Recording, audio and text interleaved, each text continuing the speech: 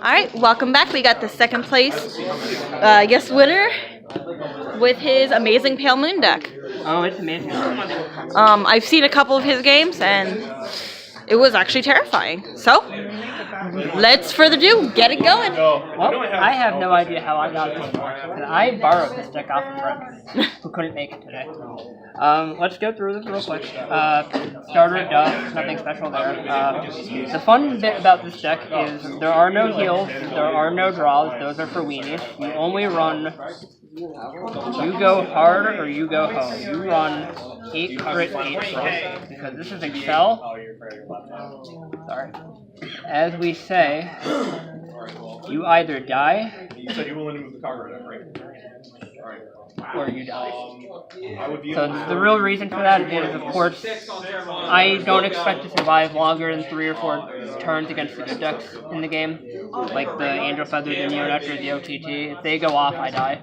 So every turn, I need to be hitting them hard as I possibly can. I don't have time to heal. I don't have time to draw more cards. They're going to get more crits than I do. They're going to get more pressure than I do. They're going to get bigger attacks than I could possibly block off. So I just need to hit them as hard and as fast as I possibly can, and it just works sometimes. Okay, grade 1. Nothing too special here. If you play Pale Moon, you've seen all these before. This is starting presenter. It's your first ride. It gets your soul set up. If you go second, maybe you get lucky. You get some offensive pressure off. Mostly, it's the card from hand to soul that you're looking for, because there's other cards later in the deck that interact with being called out from soul. She's an example. She's the other main example. We'll get to them later.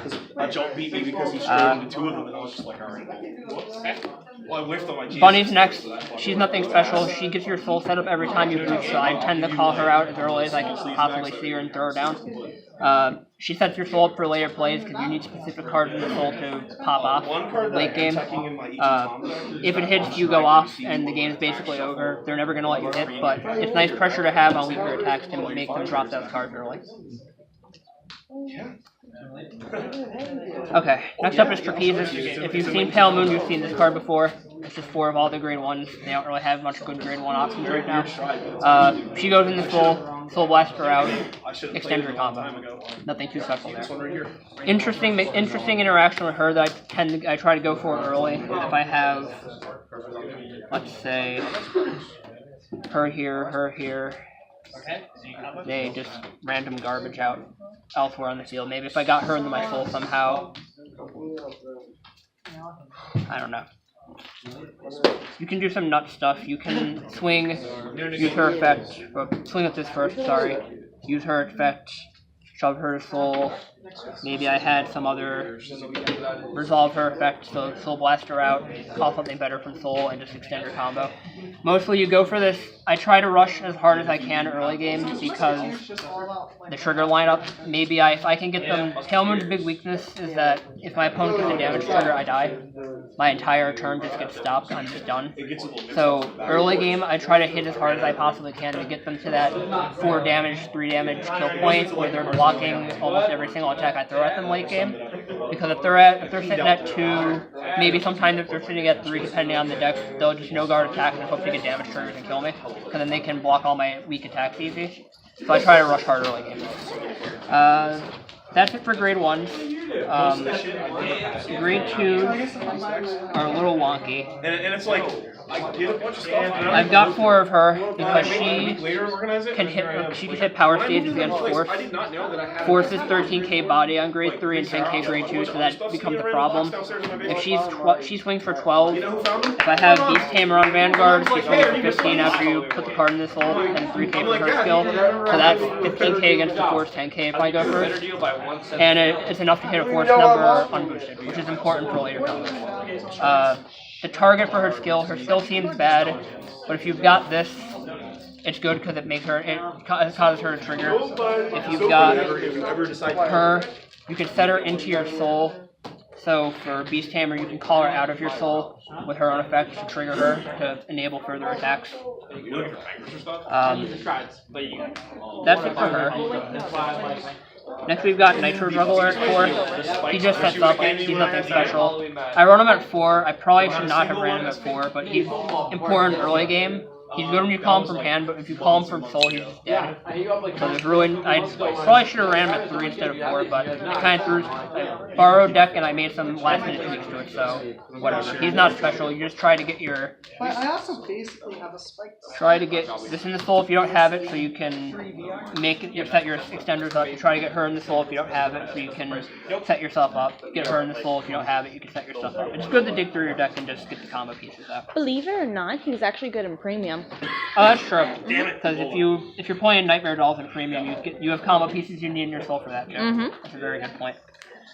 He's also good in my premium deck for Pale Moon.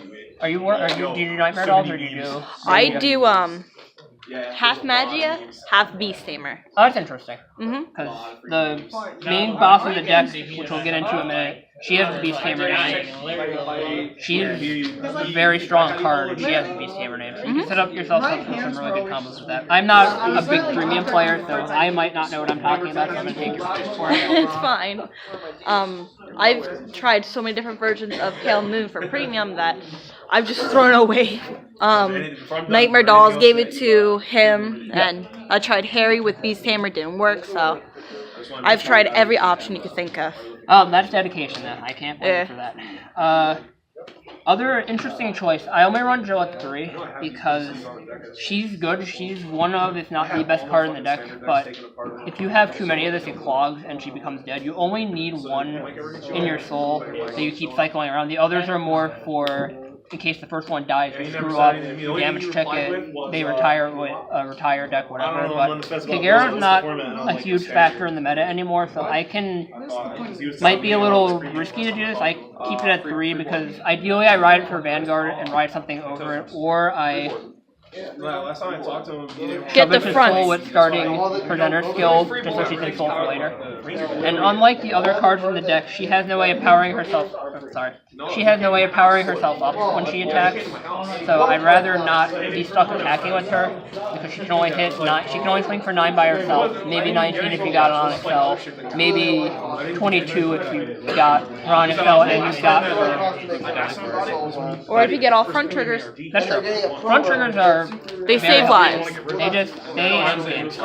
They do. I won one game that was hopeless for me today because I sacked double front trigger on 4 guys, and that made, when you've got that and you've got some junk row like this, and you've got Vanguard just swing, and you've got Alice staring down at you, and you've got like staring down at you, and they've all got power boost on them. This one's an on hit. You're not.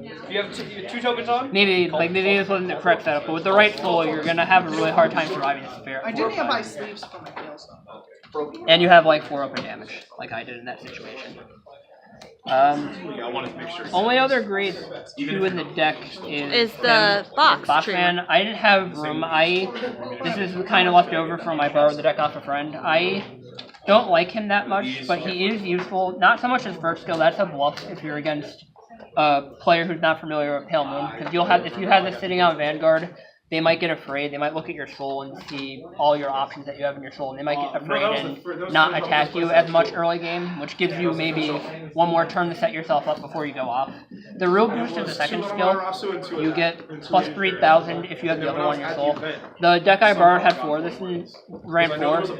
So the idea was to swing for big numbers against force decks, because this is 12 on her own if you have 1 in soul. If you have her Vanguard and her skills live, that makes him 15. So now he can hit force. Let's see. Finally, we have grade 3. She's standard. She's the best card in the deck. She's the deck that makes the entire deck function because you multi-attack. And hence what I said earlier, that comes with the weaknesses of a lot of these attacks are weak.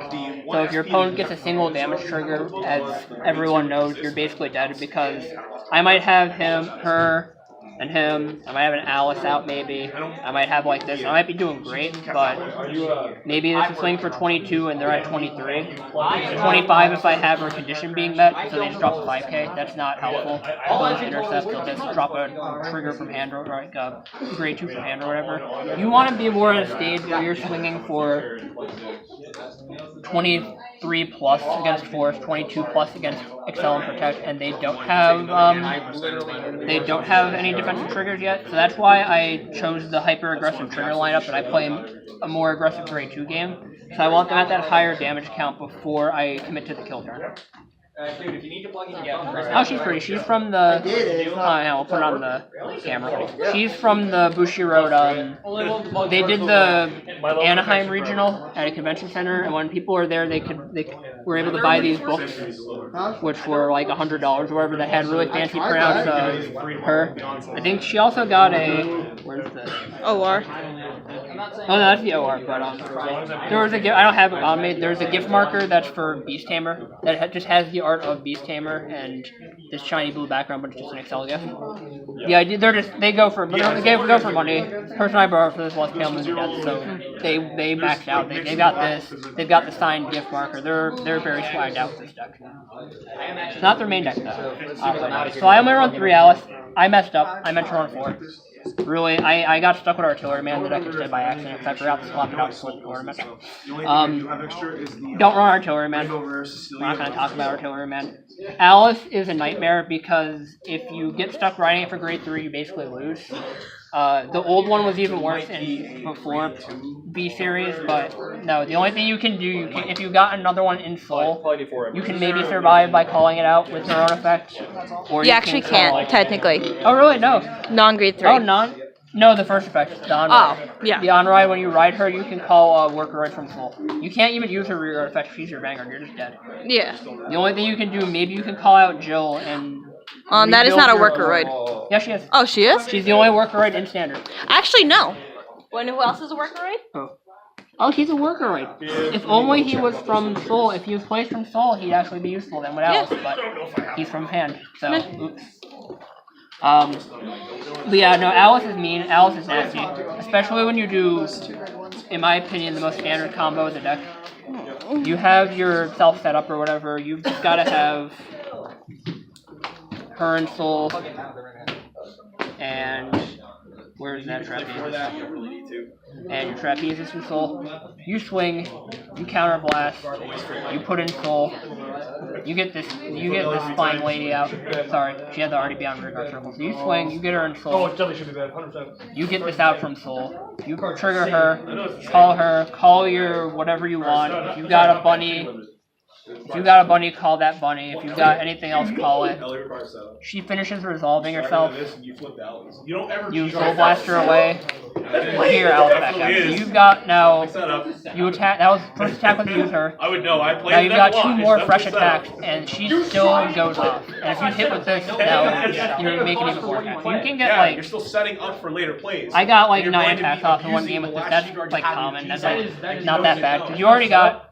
Every turn, if you just got 1 marker, you're getting like, you're already getting 1, 2, 3, 4, 5, 6 attacks off from her, and then plus as many as you can crap out your counter blast from Alice. So, the idea of the deck, like I've been saying, you rush them the high damage count early, and then you hit them with a lot of attacks that they can't come back from. And if it's a Protect clan, Protect gifts are scary, but they're more suited for Force, where you have 3 big attacks you're staring down.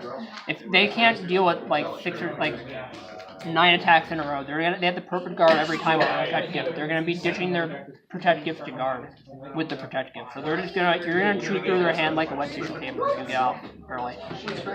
Like most decks, like most Excel decks, again, the weakness as always is just defensive triggers. You die. If you fight a control clan like Shad Pal or Kagero, you die. If you hit a brick wall, I don't play any heal triggers or perfect guard, so if you don't kill on like turn 3, turn 4, you die. I got pretty lucky in some of my games to get myself over the edge. Like, I survived against Spike Bros 1 game. I only won. It was the guy who won the tournament, actually. I got completely just rocked game 1. I did good game 2. Everything went off. Final game, I got like 2 or 3 defensive triggers in a row, just 1. So sometimes stuff just happens like that. But record, nothing special. Round 1 I lost to Angel Feather. I got 2-1. Round 2 I beat OTT 2-1. I got really strong opening hand game 3 that just rolled them over. Final round Spike Rose I won 2-1, so I got second. Probably because tiebreakers. I don't know. Bushiroad tournament. That's it. I don't have much else to say about this deck.